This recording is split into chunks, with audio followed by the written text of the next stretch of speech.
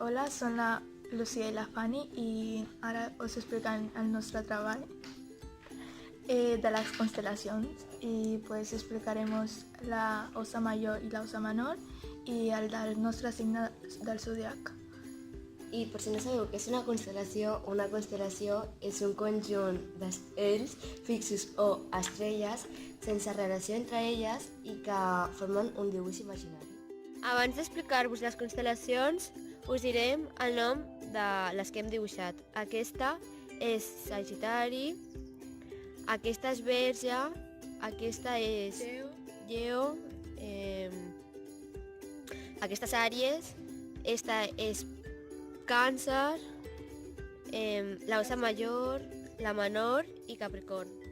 Osa Mayor, coneguda també com el carro per la forma que fan les seves 7 estrelles principals, és una constel·lació de l'hemisferi nord, que és visible tot l'any en l'hemisferi nord. L'estrella més brillant de la Osa Mayor és Ursae Majoris. Està tan a prop de l'estrella polar que es diu que si es trobes la Osa Mayor sabràs trobar l'estrella polar. I la Osa Menor és una de les constel·lacions més conegudes de l'hemisferi nord. Consta de 7 estrelles en forma de carro, 4 formarien el que és la part profunda del carro i les altres 3 serien el manac del carro. L'element més conegut de l'Osa Menor és l'estrella polar, que està situada en la prognació de l'eix de la Terra, assenyalant el port geogràfic per la qual cosa dels navegants l'han fet servir com el punt de referència de les seves travessies. L'estrella més brillant és Ursus Minor. La Osa Menor en llatí és Ursa Minor. És la novena constel·lació del zodiac, que està situada a l'hemisferi sud.